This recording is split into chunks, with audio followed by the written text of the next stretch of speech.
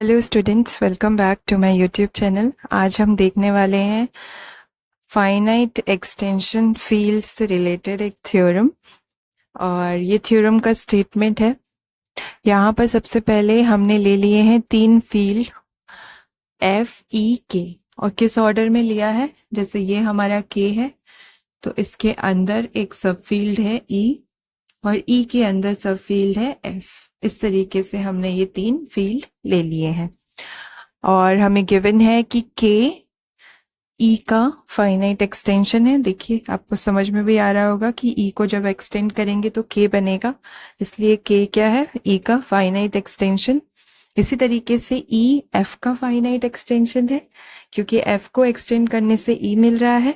और हमें शो करना है यहाँ पर कि के एफ का भी फाइनाइट एक्सटेंशन होगा। देखिए, ये लिखा है, मतलब ई का तो है, गिवन है कि के ई का फाइनाइट एक्सटेंशन है, ई एफ का फाइनाइट एक्सटेंशन है, इतना गिवन है।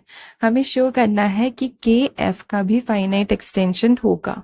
और साथ ही साथ हमें ये प्रूव करना है, ये क्या है, ये है degree, degree of a finite extension K over F, and that is equals to degree of finite extension k over e and into, यहाँ मल्टीप्लाई है, degree of finite extension E over F. तो मतलब degree जो होगी ना के की over F, वो किसके बराबर होगी, जो इसकी डिग्री आएगी और जो इसकी डिग्री आएगी। ठीक है, तो चलिए इसका प्रूफ लिखेंगे।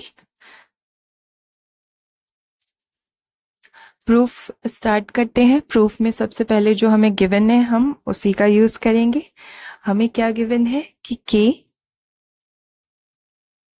या ऐसा लिख लीजिए या पूरा लिख लीजिए, के इज दी, ओके मैं पूरा नहीं लिख रही हूँ, ठीक है, बहुत लेंदी है ये प्रूफ और बहुत सारी चीजें लिखनी पड़ेंगी। अभी जो गिवन है आप खुद लिखिएगा। यहाँ लिखा क्या है, K is a finite extension of E, ये गिवन है। सो मैं इसकी डिग्री, ओके डिग्री को आप डायरेक्टली रिप्रेजेंट करते हैं के ओवर ई। इसकी डिग्री मैं कुछ मान लेती हूँ, फाइनाइट दी गई है तो मैं यहाँ एम मान ले रही हूँ। ओके, और एम मान लिया, एंड ये भी दिया है कि डिग्री ई की ओवर एफ भी फाइनाइट है, ये लिखा है। सो हम ले सकते हैं इसको एन। फाइनाइट का मतलब कैसे पता चलता है, तो वो डिग्री से पता चलता है कि हमारी एक्सटेंशन फील्ड फाइनाइट है कि नहीं। आप जरूर देखिए, सबसे पहले इसका जो बेसिक है, मतलब कि एक्सटेंशन फील्ड की डेफिनेशन, क्लासिफिकेशन, फाइनाइट कैसे पता चलता है, डिग्री क्या होता है एक्सटेंशन फील्ड का, वो पर जरूर पढ़िए, क्योंकि उसके बिना आप ये थ्योरम नहीं समझ पाएंगे। और उसको पढ़ने के लिए आप लिंक देख लीजिए, डिस्क्रिप्शन में दिए गए हैं। सो अब हमने फाइनाइट एक्सटेंशन दिया था, इसलिए मैंने डिग्री उसकी फाइनाइट ले ली, एम और एन। और डिग्री क्या होता है एक्सटेंशन फील्ड का, वो बराबर होता है डायमेंशन के।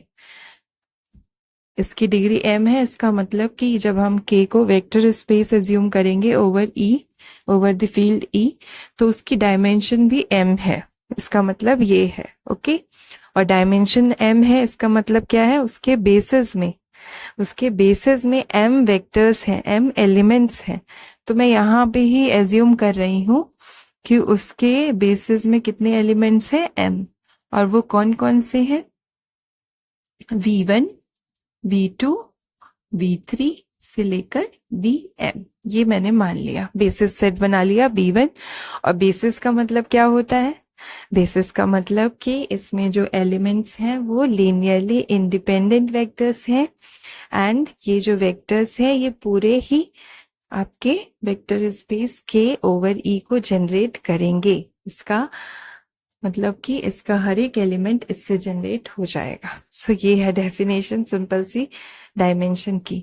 डायमेंशन कैसे पता चलता है किसी भी वेक्टर स्पेस का, तो हमें चाहिए बेसिस, और बेसिस में जो नंबर ऑफ एलिमेंट्स हैं that is the dimension of a vector space. Okay, so degree जो होती है के ओवर ई, वो इक्वल होती है dimension, dimension of vector space के ओवर ई, तो वो मैंने ले लिया डायमेंशन m, और m मतलब बेसिस में एलिमेंट्स m, तो वो मैंने मान ली है v1 v2 vn। Okay, similarly यहाँ पर भी जो इसका बेसिस होगा उसमें कितने एलिमेंट्स होंगे n, तो मैं ले रही हूँ w1 w2 w3 and wn। Okay, ये क्या है, बेसिस है। किसका बेसिस है ये, ऑफ वेक्टर स्पेस के ओवर द फील्ड ई, ये वाला, और ये भी बेसिस है of a vector space E over the field F. मतलब इस तरीके से आप लिख लेंगे, vector space E over the field F. इसके बेसिस B2 बना लिए मैंने, जिसमें n एलिमेंट्स ले लिए, W1 W2 लाइकवाइज WN। अब हमें शो क्या करना है, टू शो दो चीजें यहां पर शो करनी है। फर्स्ट कि K is a finite extension of F, first ये शो करना है, एंड सेकेंड शो करना है कि degree of K over F is equal two degree of K over E multiply degree of E over F। ये दो चीजें हमें शो करनी है, तो चलिए हम पहले फर्स्ट शो कर देते हैं। फर्स्ट में हमें क्या दिखाना है, फाइनाइट एक्सटेंशन। तो फाइनाइट एक्सटेंशन से पहले एक्सटेंशन फील्ड की डेफिनेशन तो आप जानते ही हैं, दोनों ही फील्ड होने चाहिए, ये तो ऑलरेडी गिवन है। ये इससे बड़ा होना चाहिए, मतलब F K में कंटेन होना चाहिए, वो भी है। सो ये एक्सटेंशन फील्ड तो है, K is the extension field of F, ये है। अब हमें शो क्या करना है, फाइनाइट। फाइनाइट का मतलब डिग्री, इसकी डिग्री दिखानी है फाइनाइट, या फिर कह लीजिए कि इसकी डायमेंशन दिखानी है finite. Dimension of K over F, ये हमें फाइनाइट दिखाना है। और डायमेंशन का मतलब क्या हो गया कि उसके बेसिस में नंबर ऑफ एलिमेंट्स फाइनाइट होने चाहिए। तो हमें बनाना है basis of K over F, और वो भी फाइनाइट एलिमेंट्स का बेसिस, तभी हम इसको फाइनाइट डायमेंशन एक्सटेंशन दिखा पाएंगे। तो थोड़ा सा लंबा है, थोड़ा सा डिफिकल्ट है, लेकिन आप एक एक पॉइंट अगर अच्छे से पढ़ेंगे तो आप समझ पाएंगे। सो चलिए, सबसे पहले मैं K को फाइनाइट दिखाना है, K की डायमेंशन को फाइनाइट दिखाना है, तो इसका एक एलिमेंट ले लेंगे। तो मैंने मान लिया let U belongs to K। अब U K में ले लिया मैंने, सो U को आप कैसा लिख सकते हैं, अगर मैं इसका देखूं, इस K का U एलिमेंट है और K के ये बेसिस है, ये बेसिस है, तो इस U को मैं इसके लीनियर कॉम्बिनेशन के फॉर्म में लिख सकती हूँ। तो मैं वही करूंगी। आप यहाँ पर E के कुछ स्केलर्स लेने पड़ेंगे, तो मैं यहाँ पर क्या ले लूं, आप बुक की तरह चाहें तो मैं एक बार A1 A2 लिया गया है उसमें, तो A1 ही ले लेंगे, A1 V1 A2 V2 so on AM VM। ये मैंने लीनियर कॉम्बिनेशन लिख दिया। क्यों लिखा, क्योंकि ये बेसिस है, ये बेसिस है K के, और K का ये एलिमेंट है, तो इसको लीनियर कॉम्बिनेशन ऑफ बेसिस के फॉर्म में लिख सकते हैं, यूनिक, ठीक है। और यहाँ पर जो आपका A1 है, A2 है, सो ऑन AM है, ये फील्ड से आया है। फील्ड क्या है इस केस में हमारी, E, मतलब E का ये एलिमेंट है, A1 A2 AM, M तक है, ठीक है। नेक्स्ट, अब हम इनका यूज करेंगे। यहाँ पर हमारे पास क्या है, A1 हमारा E का एलिमेंट है, और E क्या है, यहां से देखिए E फाइनाइट डायमेंशनल है ओवर द फील्ड F, और E के बेसिस ये है n basis, n number of basis, तो E के हर एक एलिमेंट को आप लीनियर कॉम्बिनेशन के फॉर्म में लिख सकते हैं। तो मैं इस एलिमेंट को लिखूंगी, तो ये क्या हो जाएगा, A1 इक्वल्स टू, आपको लेना पड़ेगा स्केलर, तो स्केलर मैं यहाँ पर B1 ले लेती हूँ, B11, और हमारा वेक्टर क्या है बेसिस के, W1 B12 W2 B13 W3 so on B1N WN। इस तरीके से मैंने A1 को लिख दिया, क्योंकि A1 E वेक्टर का एलिमेंट है और E फाइनाइट डायमेंशनल है, जिसके बेसिस ये हैं, तो हम E के हर एक एलिमेंट को लीनियर कॉम्बिनेशन में लिख सकते हैं। इसी तरह से मैं A2 को भी लिख दूंगी। वो कैसे लिखेंगे? B21 W1 B22 W2 B2N WN, और लाइकवाइज चलता जाएगा। लास्ट जो हमारा है AM, उसके लिए लिखेंगे तो AM AM1 W1 AM2 W2 and so on A। Okay, ये B है,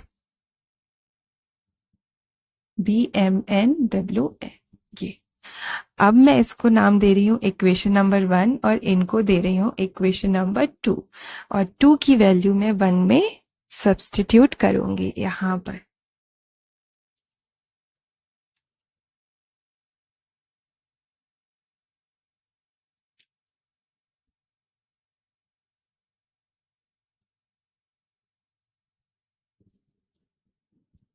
सो देखिए, पहले मैं A1 की वैल्यू यहाँ से रखूंगी, B11 W1 B12 W2 so on BM1N WN, और ब्रैकेट के बाहर आएगा B1।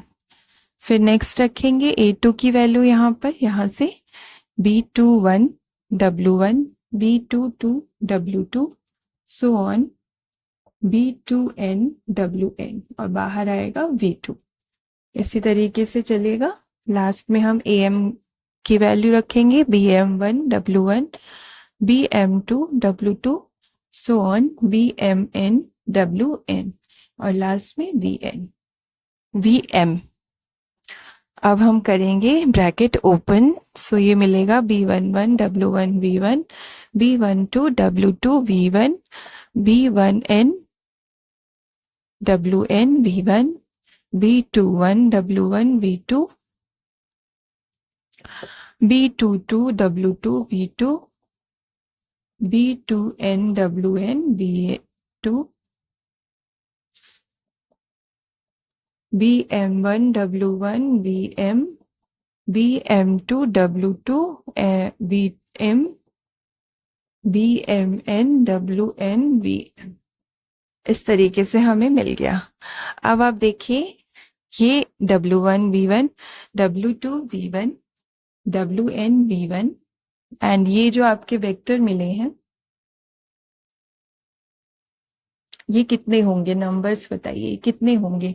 सो आपको सिंपली दिख रहा होगा यहाँ पर कि यहाँ पर n एलिमेंट्स हैं, वहां भी n एलिमेंट्स हैं, इधर भी n एलिमेंट्स हैं, और m टाइम्स हैं, क्योंकि V1 V2 m बार है, तो mn एलिमेंट्स हो गए इसमें। यहाँ पर जो हमारा U है, इसमें कितने एलिमेंट्स हैं? mn का लीनियर कॉम्बिनेशन है ये, ठीक है। मतलब कि एक तरह से U जो है, U उसको U कहाँ से आया था आपका? U कहाँ से आया था? K से आया था, तो मतलब कि K के हर एक एलिमेंट को हम जनरेट कर सकते हैं by mn elements, mn vectors, और वो कौन कौन से हैं? W1 V1 W2 V1, ये वाले। साथ ही ये जो है, ये आपके कहाँ से है, ये भी आप बता सकते हैं। ये होने चाहिए आपके, ये कहाँ से होने चाहिए? हमें शो क्या करना था? हमने F लिया था शायद से अंदर, है ना, तो हमें K को फाइनाइट एक्सटेंशन दिखाना था F का। तो ये जो एलिमेंट्स आए हैं ये, अच्छा आप ऐसा भी लिख सकते हैं यहाँ पर, अगर कंफ्यूजन हो आपको, कि BIJ कहाँ से आया था आपका? ये F से ही आए थे। BIJ कहाँ से आए थे? F से, क्योंकि E जो था वो वेक्टर स्पेस था ओवर F, ठीक है। तो ये हमने जो लिए हैं वो बेसिस एलिमेंट्स हैं E के, तो ये कहाँ से आए हमारे? B11 B12, ये फील्ड से आए हैं F से। यहाँ पर I पे क्या कंडीशन होगी? I 1 से लेकर M तक है, और J हमारा 1 से लेकर N तक है। देख सकते हैं आई जो है 1 से m तक है और जे हमारा 1 से n तक है। ठीक है, तो यही चीज यहाँ भी अप्लाई होगी। ये जो हमारा लिखा है हमने, ये बी आई जे कहाँ से है, एफ से है, जहां पर आई आपका 1 टू m है और जे आपका 1 टू n है। तो यही चीज तो चाहिए होती है डायमेंशन के लिए, कि आपका आप के हर एक एलिमेंट को लीनियर कॉम्बिनेशन के रूप में लिख सके। और वो वेक्टर्स आपके कहाँ से होने चाहिए, जहां से आप जो ये जो बेसिस के एलिमेंट्स हैं वो आपके के से होंगे और जो स्केलर्स आपने लिए हैं वो आपके एफ से हैं। So therefore mn elements generates each element of k over the field f। सो ये हमारा दिख रहा है कि हर एक एलिमेंट k का हम जनरेट कर सकते हैं by these mn elements over the field f। इसलिए there hence k is a finite extension of f। तो ये होता है हमारा फर्स्ट पार्ट कंप्लीट, कि हमारा बन गया finite extension of f।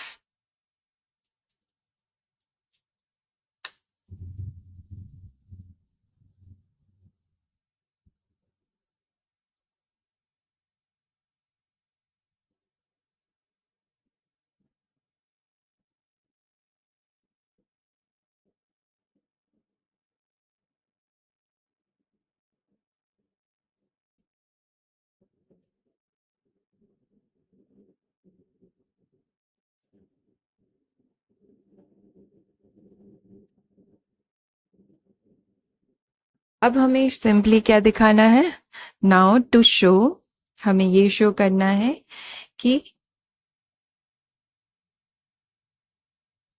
Finite degree of finite extension k over f is equals to degree of finite extension k over e multiply e over f। ये हमें शो करना है। तो ये शो करने के लिए ये सफिशिएंट है कि हम ये शो कर दें कि ये जो वेक्टर्स हमारे आए हैं, ये वाले w1 v1 w2 v1 wn so on wn v1 w1 v2, इस तरह से जितने भी बेसिस के एलिमेंट्स आए हैं, या मतलब जो एलिमेंट्स आए हैं उनको बेसिस बनाने के लिए हमें लीनियरली इंडिपेंडेंट दिखा दें, तो ये बेसिस बन जाएंगे। और बेसिस बन जाएंगे तो आप दिखा पाएंगे कि इसकी डिग्री कितनी है, mn हो जाएगी, क्योंकि ये नंबर ऑफ एलिमेंट्स कितने हैं, mn। ओके, सो हमें अब बस इतना शो करना है, now it is sufficient to show that these mn elements are linearly independent over f। बस इन्हें लीनियरली इंडिपेंडेंट दिखा देना है, तो ये बेसिस बन जाएंगे। ये जो mn एलिमेंट्स हैं वो बेसिस बन जाएंगे। अभी जनरेट कर रहे थे, के हर एक एलिमेंट को जनरेट कर रहे थे, अब लीनियरली इंडिपेंडेंट दिखा देंगे तो बेसिस बन जाएंगे। और जितने नंबर ऑफ एलिमेंट्स होते हैं बेसिस में वो डिग्री होता है, तो हमें वही तो चाहिए, क्योंकि ये m डिग्री का है, ये n, तो ये हो जाएगा mn डिग्री का। Okay, so let's start. सबसे पहले लीनियरली इंडिपेंडेंट क्या होता है, तो हमें पता है कि अगर हमारा कोई वेक्टर्स का सेट है, मान लेते हैं उसमें एलिमेंट्स हैं alpha 1 alpha 2 so on alpha n, इनको लीनियरली इंडिपेंडेंट दिखाना है तो आपको क्या करना पड़ेगा, सबसे पहले लीनियर कॉम्बिनेशन लेंगे, a1 alpha 1 a2 alpha 2 so on an alpha n, इसको 0 लेकर चलेंगे एंड शो कर देंगे कि ये जितने भी स्केलर्स हमने लिए हैं वो सारे ही सारे 0 हैं। ये आपके कहाँ से आए थे, a1 a2 an, ये आपके फील्ड से आए थे, जो भी आपका वेक्टर स्पेस है ओवर फील्ड एफ, तो इस एफ के एलिमेंट्स लिए आपने। ये अल्फा 1 अल्फा 2 तो वेक्टर से होते हैं, वी के एलिमेंट्स हैं, और ये एफ के हैं, तो ये हम लेकर चलते हैं लीनियर कॉम्बिनेशन को 0 और दिखाते हैं कि ये हर एक a1 a2 an क्या है, 0। सारे जीरो होंगे तब हमारा ये वेक्टर्स लीनियरली इंडिपेंडेंट होंगे, n वेक्टर्स। ओके, अगर एक भी नॉन जीरो हो गया तो ये लीनियरली डिपेंडेंट हो जाते हैं। तो चलिए हमें शो करना है इन वेक्टर्स को लीनियरली इंडिपेंडेंट। तो पहले हमें लेना पड़ेगा लीनियर कॉम्बिनेशन जिसको हम जीरो लेंगे। तो मैं ले रही हूँ C1 ले रही हूँ, ठीक है। W1 V1 प्लस, अच्छा C11 ले लेती हूँ ताकि आपको कंफ्यूजन ना हो कि उधर आपने B11 B12 लिया। तो ये एक पर्टिकुलर वेक्टर के लिए था, ठीक है। के एक पर्टिकुलर वेक्टर यू के लिए ये था रिप्रेजेंटेशन। मैंने इन जनरल लिया तो C11 C कर दिया B को, ठीक है। और ये हो गया so on C1n W1 V1 then C21 W1 V2 C22 W2 V2 C2n Wn V2 and then last CM1 W1 Vm CM2 W2 Vm CMn Wn Vm equal to 0। ये ले लिया मैंने इक्वल टू 0। अब हमें हर एक C11 C12 C1n इनको 0 दिखाना है। अगर मैं इन सबको 0 दिखा पाऊंगी तभी ये वेक्टर्स लीनियरली इंडिपेंडेंट हो जाएंगे। तो चलिए दिखाते हैं इनको 0। और किस चीज का यूज करेंगे, जो मैंने स्टार्टिंग में लिखा था। हमें क्या दिया था, K फाइनाइट डायमेंशनल था ओवर E, तो हमने M लिया था और जो बेसिस के एलिमेंट्स लिए थे वो V1 V2 लेकर Vm लिए थे, ये लिए थे। इसी का यूज करूंगी मैं यहाँ पर। इसी तरह से E over F finite dimensional था, तो मैंने यहाँ W1 W2 and Wn elements लिए थे बेसिस के। तो मैं इनका यूज करूंगी क्योंकि बेसिस के एलिमेंट्स क्या होते हैं, लीनियरली इंडिपेंडेंट होते हैं। तो ये V1 V2 Vm क्या है, लीनियरली इंडिपेंडेंट, और W1 W2 Wm भी क्या है, linearly independent.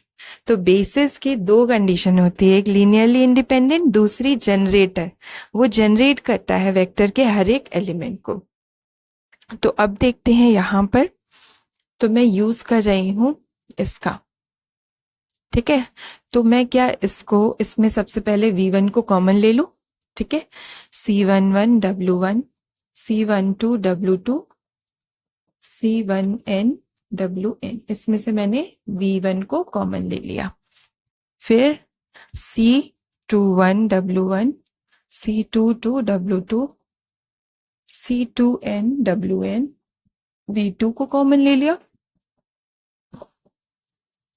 CM1 W1 CM2 W2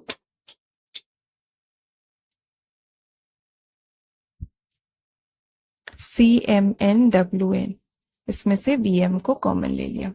इस तरीके से अब आप कहेंगे ये तो जस्ट वैसा ही है जैसा मैंने फर्स्ट पार्ट को प्रूफ करने के लिए किया था। यस, ये जस्ट उसका अपोजिट ही हो रहा है। सो चलिए अब मैं क्या इसको कोई एक एलिमेंट लिख सकती हूँ λ1, और ये λ1 कहाँ से आया है, λ1 मैंने किसको लिया, C11 W1 C12 W2 C1n Wn, इसको मैंने λ1 माना है। और ये λ1 है क्या, this is a linear combination of W1 W2 Wn। इसका मतलब कि ये जो लीनियर कॉम्बिनेशन λ1 है वो हमारा कहाँ का एलिमेंट है, वो E वेक्टर का एलिमेंट है। क्योंकि ये जो C1 C2 है ये भी तो हमारे F के एलिमेंट्स हैं। Cij कहाँ से है, F से। जब हमने लिखा था लीनियर कॉम्बिनेशन यहाँ पर, तभी हमें लिख देना था कि Cij कहाँ से है, F से, where I is equal to 1 to M and J is equal to 1 to N। लिख लीजिए, आप वहीं पे लिख लीजिएगा, ठीक है, इस तरीके से। तो ये हमारे स्केलर के एलिमेंट है। स्केलर क्या है, F, और तो ये जो लीनियर कॉम्बिनेशन है ये बेसिस का लीनियर कॉम्बिनेशन है, इसलिए ये एलिमेंट कहाँ से आएगा, कहाँ पे होगा, E में। इसी तरीके से हम सारे को लिखेंगे, यहाँ λ2 लिखेंगे इसको, और इसको लिखेंगे λn। ओके, सो इस तरीके से, ओके, ये M होगा। m एलिमेंट्स है ना टोटल। सो ये m एलिमेंट्स है, ठीक है, हर एक में n एलिमेंट्स है, इसमें n एलिमेंट है, उसमें n एलिमेंट है, इसमें n एलिमेंट है, लेकिन ये है m, तो हमने इसको लैम्डा 1 लैम्डा 2 लैम्डा m तक लिख दिया। और ये हर एक लैम्डा 1 e से है, लैम्डा 2 भी e में बिलोंग कर रहा है, वेक्टर स्पेस e में, इस तरीके से। अब इसमें देखिए हम इसमें, अच्छा यहाँ लिख लीजिए मैंने क्या यूज किया है, since w1 w2 so on wn are basis of E, vector space E over F, इसका यूज किया। अब मैं यूज करूंगी V1 V2 Vm, ये भी तो वेक्टर बेसिस के एलिमेंट्स है लेकिन K के, तो मैं यहाँ यूज करूंगी since V1 V2 Vm are basis of K, vector space K over E, ठीक है। तो ये लीनियरली इंडिपेंडेंट है, और लीनियरली इंडिपेंडेंट की डेफिनेशन से क्या होगा, लैम्डा 1 0 हो जाएगा, लैम्डा 2 0 हो जाएगा, ईच स्केलर आपका 0 हो जाएगा, और ये स्केलर ई के थे। ओके, अब मैं इसकी वैल्यू रख दूं, तो इसकी वैल्यू क्या है, C11 W1, C12 W2 and C1n WN, ये 0 हो जाएगा। इसी तरीके से सेकेंड वाला,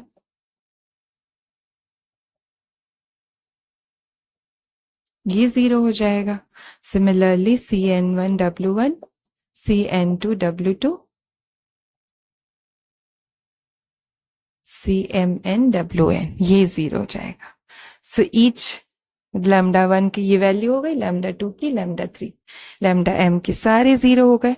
और फिर अगेन हम लगाएंगे किसकी डेफिनेशन, ये अगर 0 है तो हम लगा सकते हैं कि W1 W2 WM, ये क्या है, बेसिस है, बेसिस है किसके, ई वेक्टर के ओवर एफ, तो ये भी तो लीनियरली इंडिपेंडेंट है। जब ये लीनियर कॉम्बिनेशन 0 के इक्वल है तो ये लीनियरली इंडिपेंडेंट है, तो ये इंप्लाइज करेंगे कि सी आई इज इक्वल टू 0। इससे मिलेगा हमें एक एक, ये एक एक आपका कोफिशिएंट 0, यहां से भी मिलेगा, लाइकवाइज सारे सी आई जे क्या हो जाएंगे, 0। आई हमारा 1 to m है और जे हमारा 1 to n।